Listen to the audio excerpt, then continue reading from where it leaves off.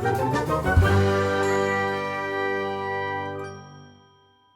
guys, welcome to Family Reaction. My name is Chris. My name is Lucy. If you're new to this channel, smash the like button, smash the subscribe button, don't forget to turn on notification bell. So you can always stay tuned when we go live for the premiere. Yay! Today we're gonna take a look at... Why is India growing so fast? CNBC explains. Yay! Yay! Now let's jump right He's into going it. crazy. He's had too much Red Bull. Let's jump right into it. As China's economic growth slows, people are looking for the next big driver of growth, and India seems to fit the bill. The IMF estimates that India will be the fastest growing major economy in the world this year, which is why companies like Walmart are paying top dollar for business deals in India. It's projected to expand by 7.4%, putting it ahead of China. That's So, cool. what's driving India's growth? Yeah, what is driving India that has a growth? population of 1.3 A billion, lot of people. making it the second most populous country in the world. It's on track to grow faster, even surpassing China's population Yep. by Wow. 2024. Yeah, I read and that. big population is also really young. India is on track to reap a handsome demographic dividend.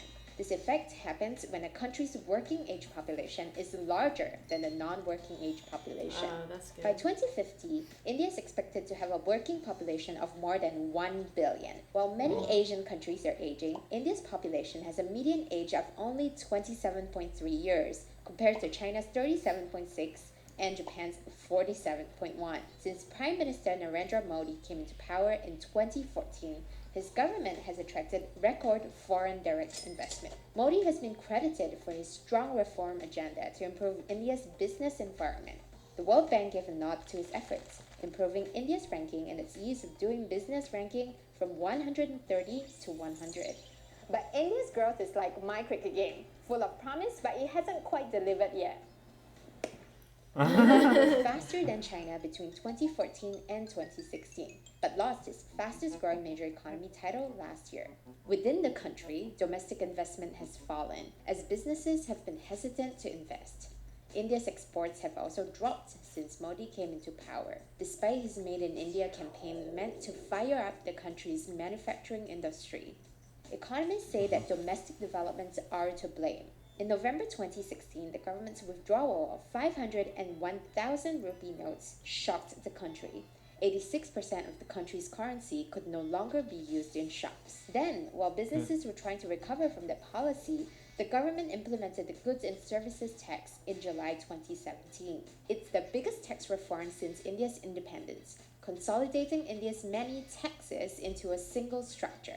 But it's also baffling businesses. For instance, should coconut oil be taxed as a cooking product or a hair product?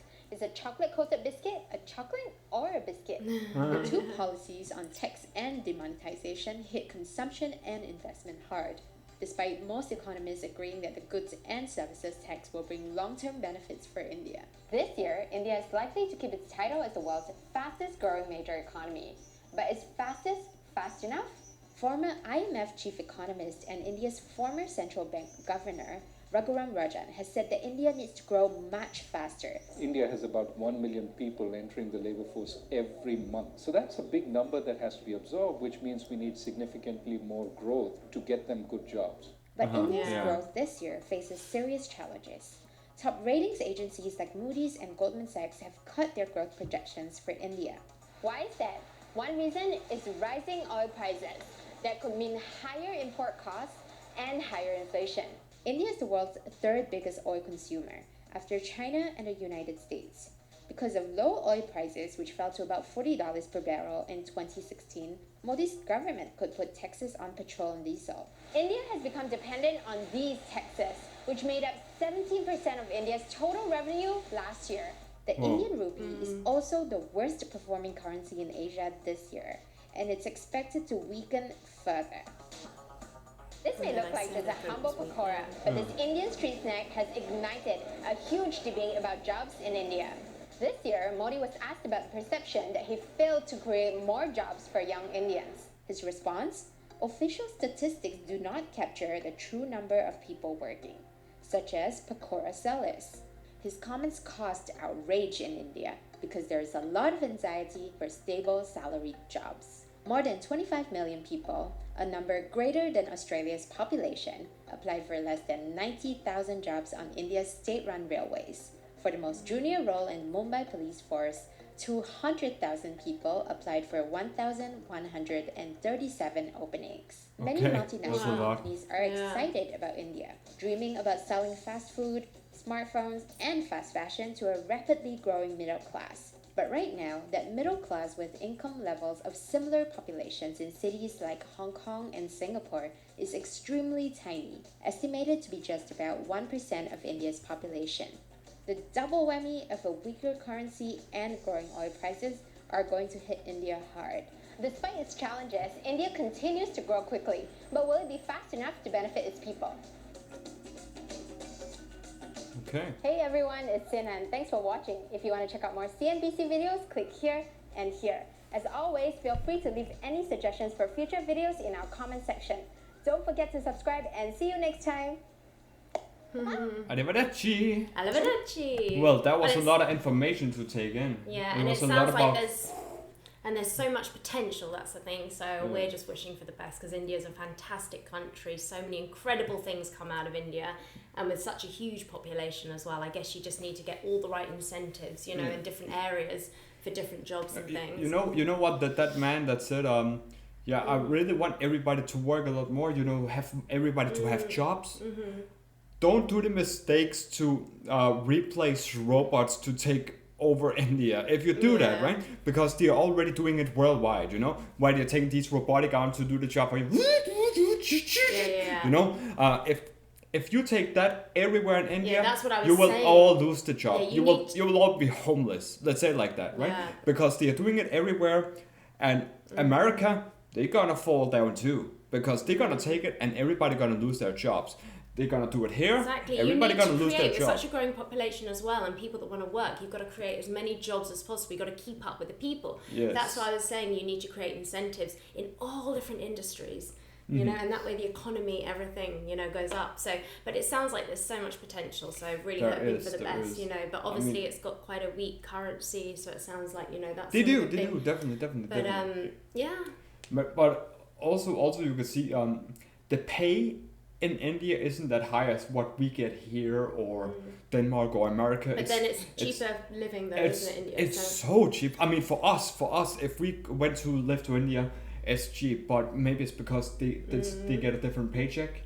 That's why they would say, no, it's normal, right? Well, it's normal for them. It's Yeah, what they're exactly. used to, but For us, we we would would be like, benefit. holy crap! Yeah, we'd be like, wow, we can live like kings here, but Yeah. you know, not the same for someone living in India who's grown up like that. Yeah. To say, they would say the same here, right? For us, we're And like, it depends how well why paid are the you not jobs living are, in you a know? big ass house, right? Because they don't pay enough here. I mean, Yeah. But it- a normal job that pays so little here. I mean, that is maybe like what you earn in 6 months is what I earn in 1 month job here, right?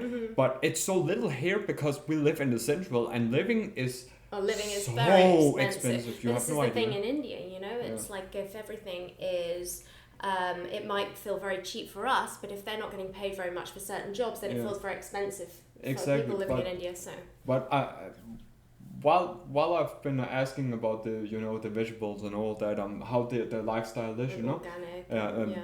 That I ask, okay, what is 1,000 rupees and all that? Is like $14, and I was just like, I was so shocked when they said that because it was so cheap. I was just like, okay, you can rent a car for that per day, Wow. 1,000 rupees. I was just like, holy shit! I mean that.